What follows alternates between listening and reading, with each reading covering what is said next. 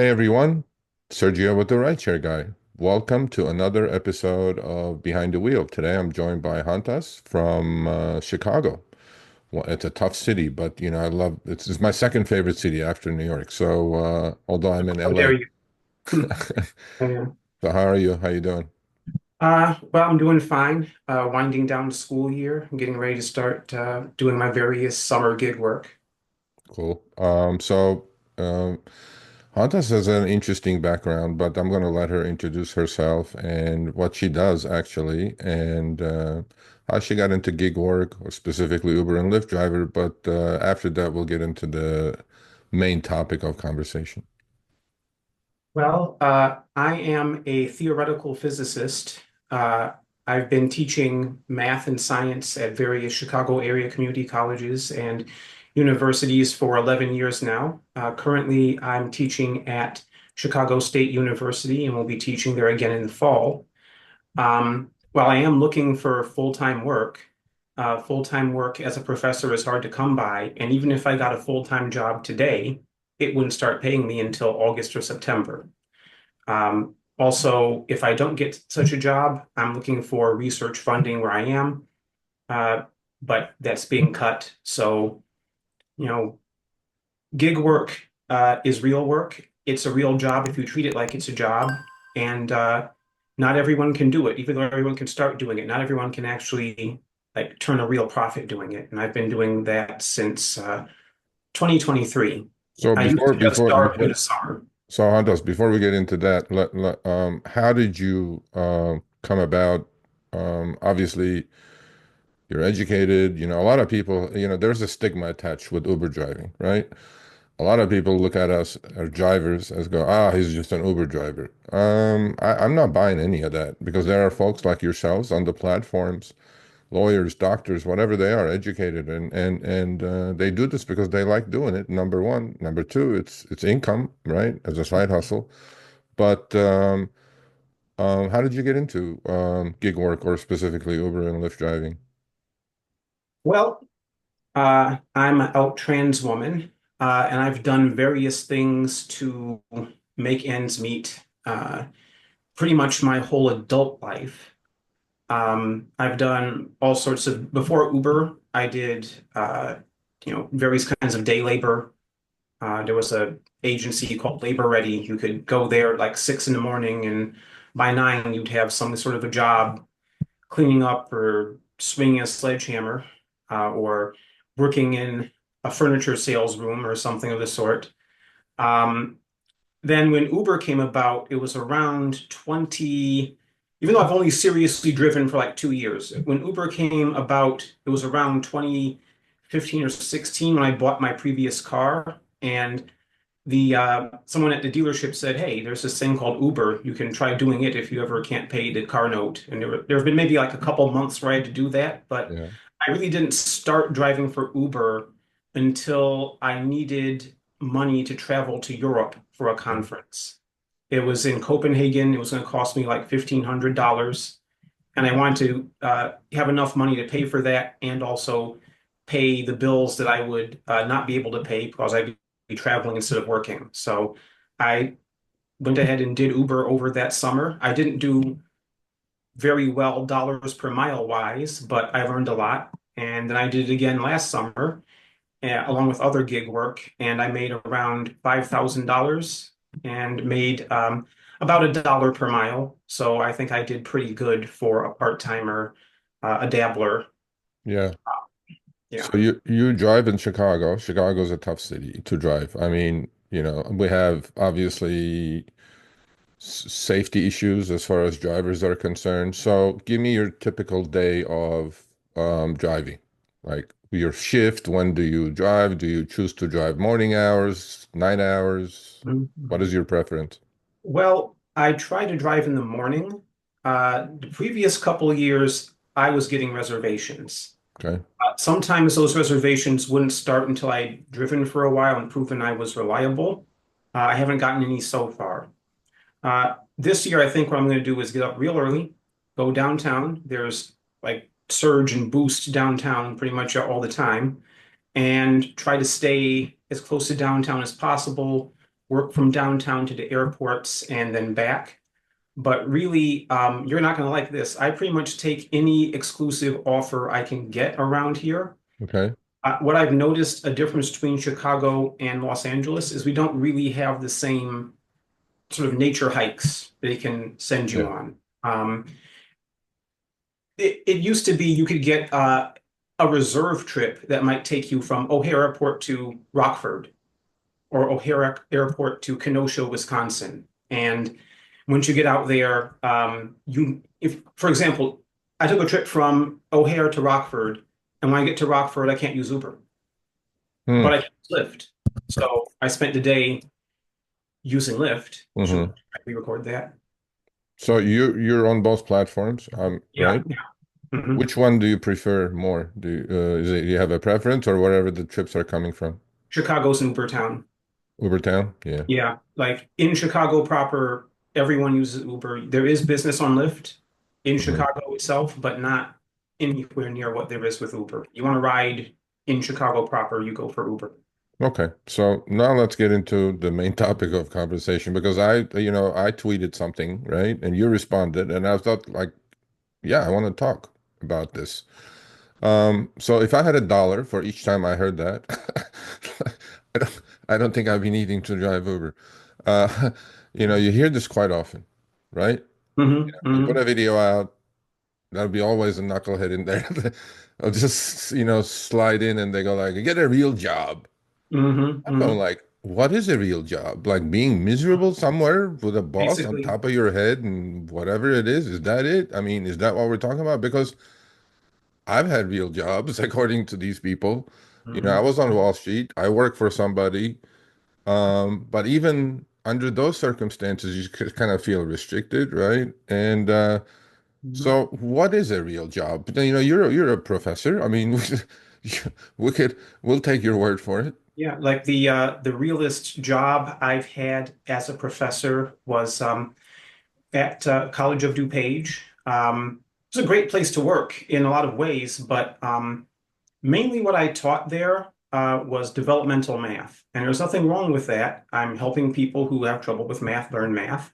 I could get 27 what we call contact hours of teaching. Multiply those hours by 3.35, and you get the idea of how many hours, like regular clock hours, that is for a professor.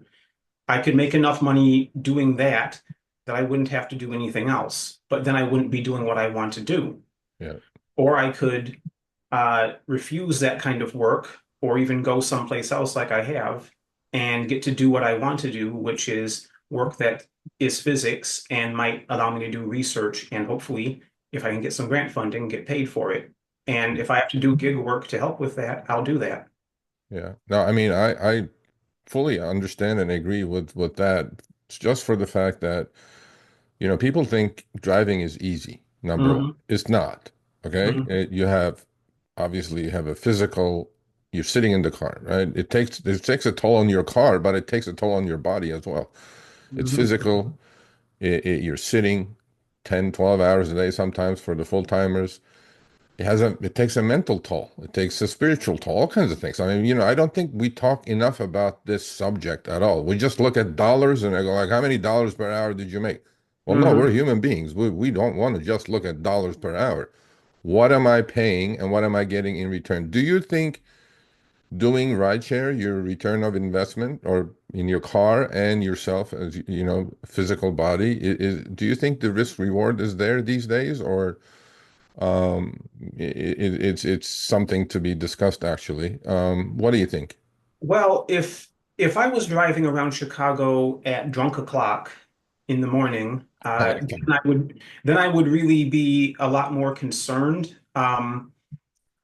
Being a black person in Chicago, I live in one of those neighborhoods that a lot of people don't drive to, so I'm like, I can almost sit in my garage and get some kind of a ride, but I might not like where it's going because I'll be taking someone to a job that's way out in sticks, and I'll be able to get rides out in those areas, but not a lot of tips, unfortunately.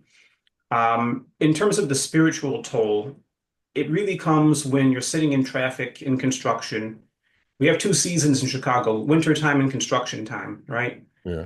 When you're sitting on the Kennedy Expressway going from downtown to the airport, it's down to two lanes on the normal side, and you see the express lanes you can't get on whizzing by. It can be really draining for the driver and for the passenger. And the difference is the passenger, well, one, they're paying like 50, $60 for that trip. I'm getting paid 15 to $25 depending on certain variables. And it's not stop and go traffic, it's just stop traffic. It can be Yeah, really grating. Um, but there is one other point I wanted to make. Anyone can start driving for Uber, but if you think about the cars that you need to have, even if it's just an Uber X car, it needs to be well maintained, needs to be relatively new. Not everyone can afford to get a car that's relatively new. yeah, You can't be driving a used beater that's on its last legs. In Chicago, you need to get a vehicle inspection. If they find a problem, you can't drive every year. Um, yeah, I think I saw something on my app momentarily that implied that I would need to have Android Auto to drive. I do, so it's not a problem, but I wouldn't be surprised if they require that at some point. yeah, What if potentially. what if you're driving a relatively nice car, but you don't have Android Auto? You're out of luck. Yeah, I mean, we say this all the time on our channel, right? I mean, there is circle of influence and circle of control in life, and in rideshare, drivers have no control. They may think they do, but they don't. You don't have control. And one other thing, though, Yeah, in order to even afford those cars, especially the XL or comfort cars, when you're just yeah, starting out, you have to have had the money to get them in the first place. yeah, So your Uber Comfort or XL driver has to have been some type of a professional, or still is some type of a professional, and just figures, hey, I'm paying $800 a month car note. If I Uber and can pay even half of that after expenses, that's a good deal, you know? I yeah. can totally see people doing that. Yeah, I mean, let's talk a little bit about that. Couple of minutes about the. So obviously, you're taking this as a business. You're not taking this as a joke. You're not taking because a lot of people, I think, a lot of drivers that I talk to, they have this. Okay, I'll just put gas in the car and go. I'm like, that's not your cost, man. Your cost per mile could vary like astronomically from car to car, and you need to figure all this in because whatever chip they're throwing at you may not be profitable. So are you in it for profits or are you in it for cash flow? I'm in it for profit. Okay. So what do you do? What do you look at? Uh, yeah, Uber wise, Yeah. I go out and I try to make at least $120 if I'm out for 6 hours. And Okay. if I'm out for much longer than that, I'll keep going until I've made at least a couple hundred, as long Okay. as I try to keep it under, um, as long as the number of miles I drive is less than the number of miles, the number of dollars I got is Okay. good. And I tend to compare that in my head to how many miles I've driven when I've had to work at one or two different colleges for a similar amount of money. Let's talk about that. That's important, actually. Let's talk about that. Let's how comparable it is to as a college professor. Talk about that a little bit.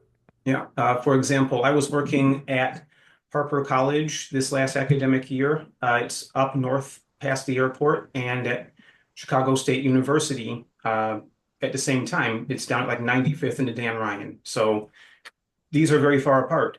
The distance from my house to either of those places is like 40 miles, and the distance between them is a little bit over 80 miles. So in any given workday, I'd be driving 160 miles. Yeah. And let's see, how much money was I making uh, uh, net after deductions from Chicago State was about 579 and about 1,200 every 2 weeks from uh,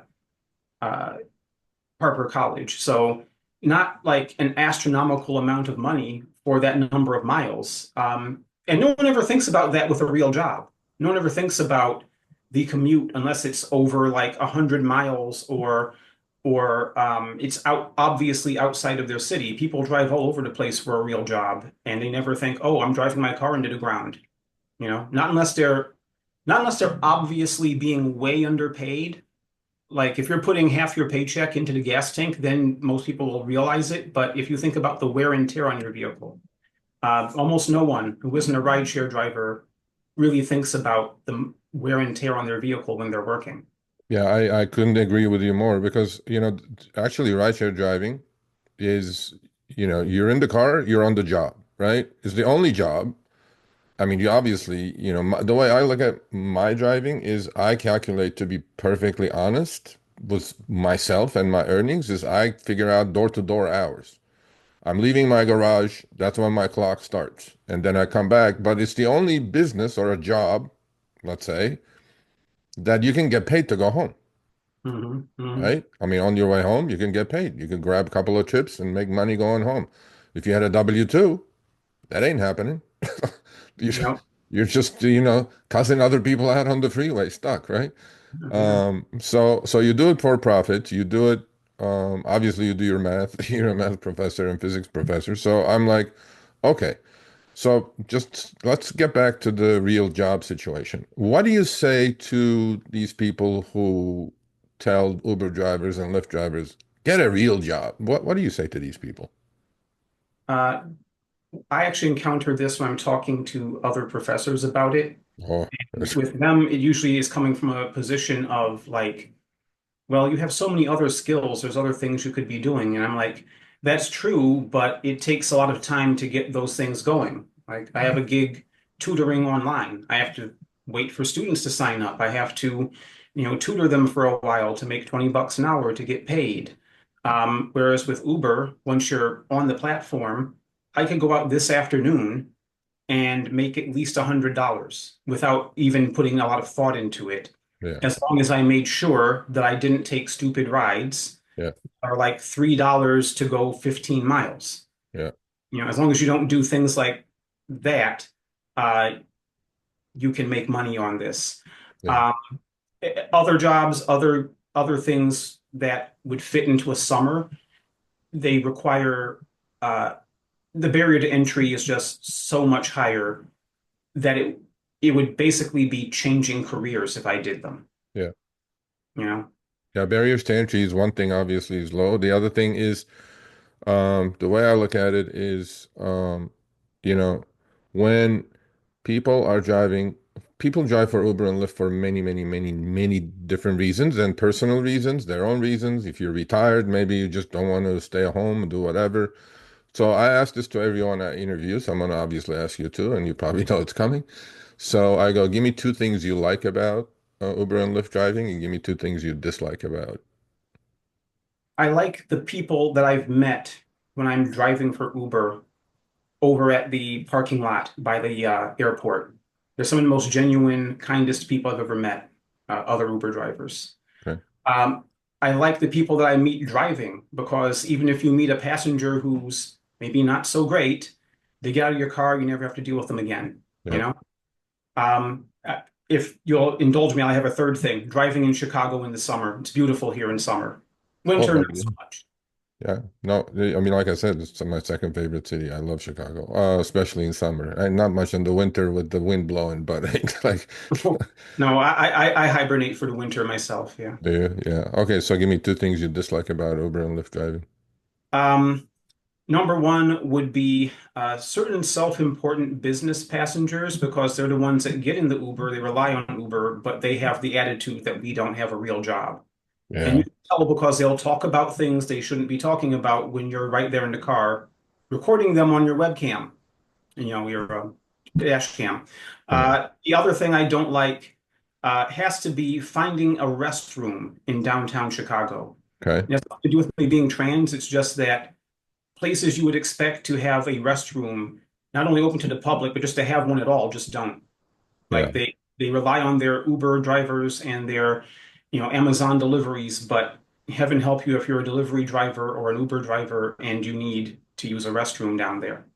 Yeah. Uber has something in the app. They have the coffee cup, and then I think they're going to, I don't know if it's in Chicago yet, but they are actually going to try to help drivers find, open and clean and restrooms and things like that. But I will look into that actually for you. I do talk to Uber quite a bit, so I'm like, When I've clicked, yeah, Sergio, when I've clicked on the coffee cup, I'll go to a place that says it has an open restroom.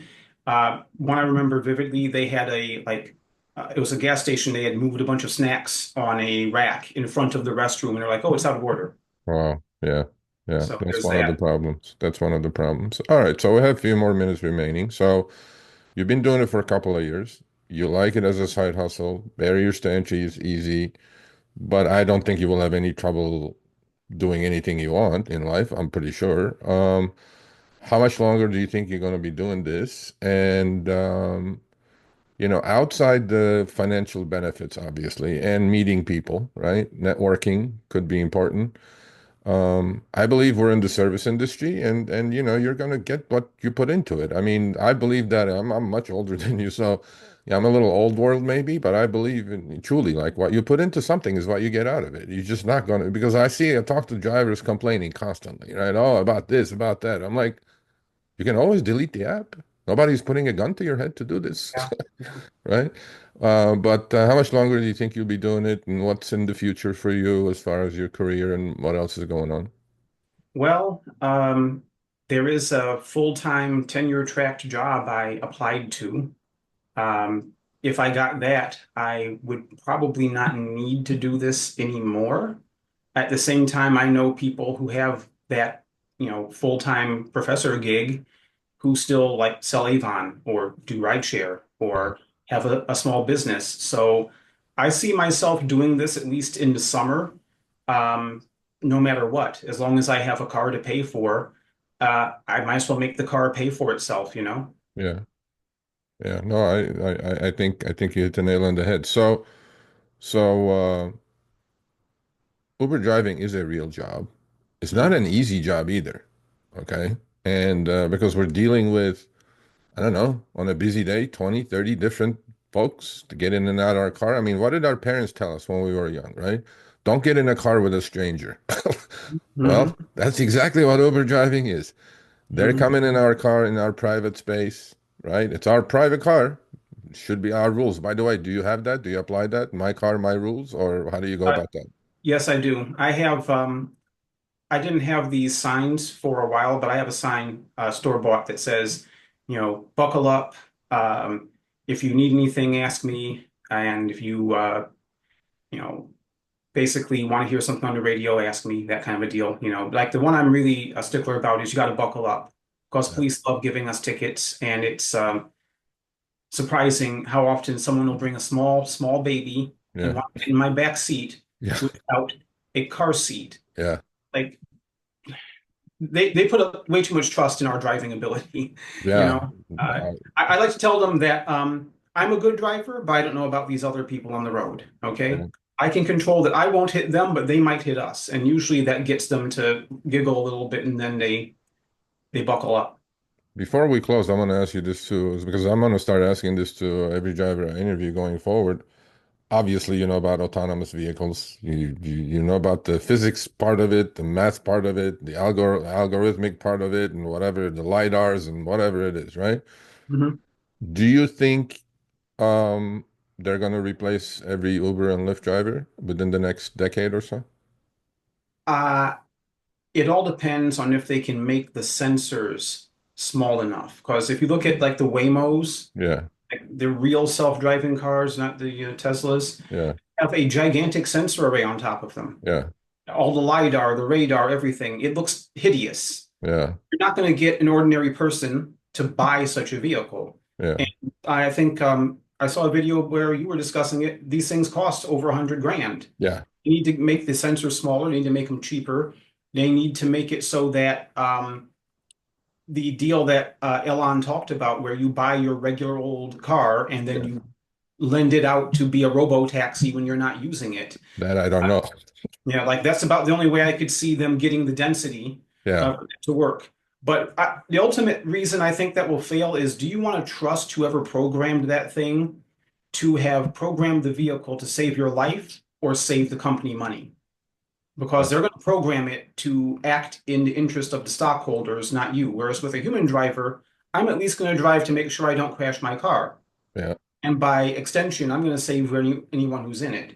A robot taxi, it's going to choose whatever it has to make sure the liability is as small as possible for the shareholders. Yeah, no, I agree with you. I don't think it's a threat yet, complete threat. And to create density, they need billions of dollars. Well, we have a couple of minutes remaining. I'm going to give you the floor. Give us some advice. Talk about anything you want to talk about. A couple of minutes. If you're a teacher and you're thinking about something to do over the summer, whether you're full-time, part-time, you need income because you only get paid for 9 months and you don't get unemployment over the summer, even if you lose your job, for example. Um, think about doing rideshare and look at it just the same way you would teaching a class. Make Right. a plan, figure out how much money you would have made over the summer teaching, try to make at least that much money, and make sure that you're netting that much money. Okay. Look at how much it costs to maintain your vehicle. And I think a good rule of thumb would be to take however much you would make teaching, multiply that by like 1.2, and then try to gross that much. That zero point 0.2 extra there, that should probably cover your expenses if you're driving smart. Don't take rides that are $3 for 10 miles or something like that. And only drive at times where you're comfortable and it won't be a grind. Try to make yourself drive when you don't want to drive, and it will show. People will know that you don't want to be there doing it, and you'll get lower ratings, less tips. And just relax and enjoy a job where you don't have to have the weight of the world on your shoulders like you do when you're grading. Because when you're grading, you're kind of deciding, did this person do well enough in this class to graduate from college? And that's a lot. That's very heavy. Yeah. This job at least doesn't have that level of issue. And one last thing, Yeah. no matter who you are, if you have the ability to get a relatively nice car, uh, keep it maintained, stay on platform, and do all the things it takes to keep yourself insured and making a profit, you have a real job, you have a real business. And anyone who says otherwise is a jerk. Doesn't matter who you are or what you did before. Well, I couldn't have said it better myself. So here's Hontas from Chicago, Windy City. And thank you. I appreciate you doing this. And, please keep in touch, stay healthy, and more importantly, please stay safe. Thank you very much. Thanks for watching this episode of Behind the Wheel on the Rideshare Guy. We've been doing these interviews for the past 6 months with very successful drivers from different cities around the nation. Click here for another episode. Make sure you subscribe and turn on all notifications for other episodes of Behind the Wheel as well as amazing content on our channel.